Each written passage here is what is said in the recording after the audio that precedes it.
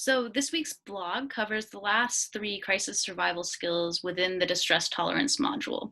And as a reminder, the crisis survival skills are really for how to tolerate intense distress or a crisis situation in the moment, in the short term, without acting in a way that is emotion driven and can end up making the situation worse in the long term.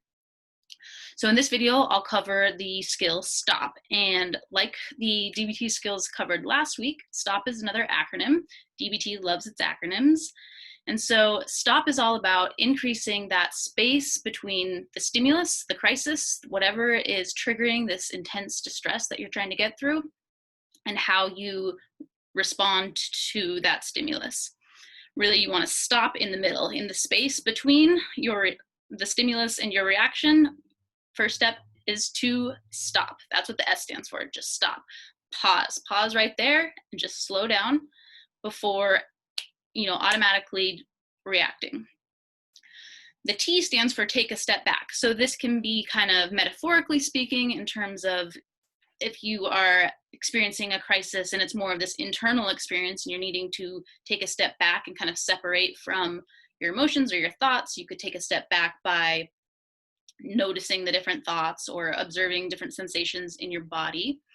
But if something is going on externally, let's say you're in an argument with somebody, or your kids have done something that is causing some intense distress, anytime it's triggered by the external environment, you can literally take a step back and get space between yourself physically and whatever the stimulus is that is causing such a strong reaction in you. So maybe that means you're in the heat of an argument and you take a step back by going for a 5-minute walk and then coming back.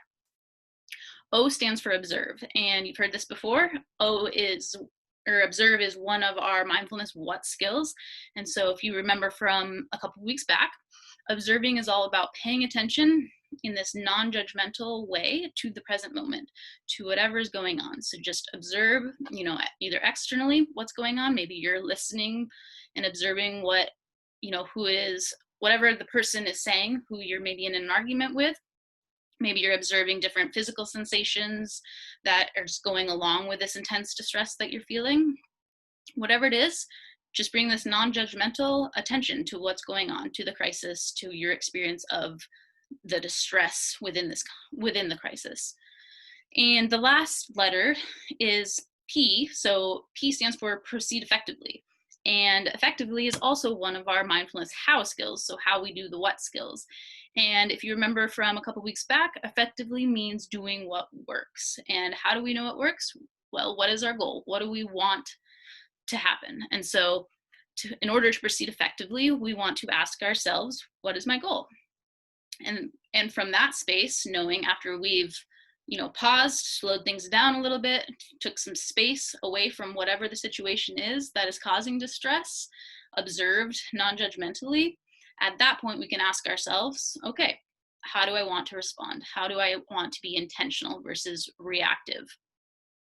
And this is about proceeding effectively from wise mind rather than this emotion-driven urge that distress oftentimes really stirs up in us. So that's what STOP stands for. And the next couple videos will cover the last two crisis survival skills.